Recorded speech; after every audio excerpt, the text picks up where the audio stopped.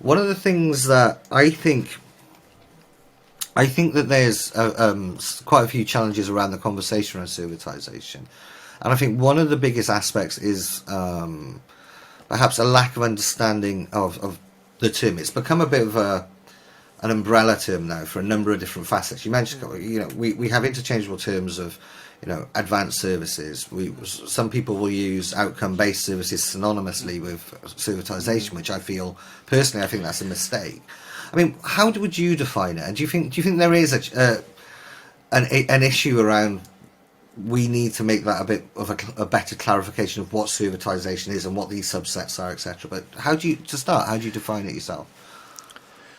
Yeah, I mean, I would say servitization is the application of services by traditionally product focused businesses, sometimes called manufacturers, although they don't have to manufacture the product, to sort of create a competitive advantage and differentiation. Really, I would really look at it in those sort of broad terms.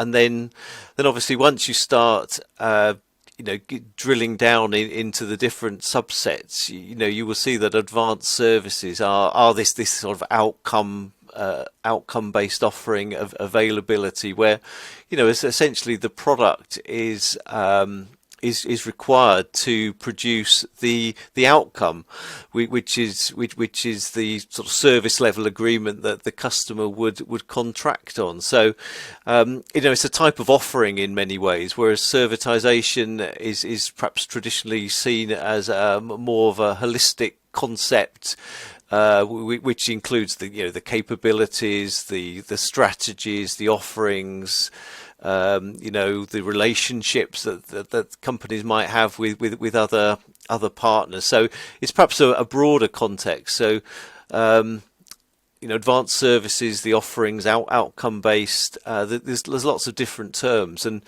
it's this idea of a journey, which is widely used in academia, and I guess I have a slight problem with it, because the journey suggests that everybody should be on the same journey, so everybody should be aiming for these advanced services, when in reality they're going to be applicable for some companies, and even those that have them may well still offer less advanced services, because not all customers are going to want an outcome-based offering. They actually want the tangible product, and they want to operate it themselves. And certainly that when I worked in the telecoms industry, we found there was a variety of operators, some who were quite new to the industry, who just essentially wanted to manage their customers and build the brand and wanted us to do all the technical stuff, and others, some of the more traditional operators, who said, no, you give us the equipment, we've got all the people who can do the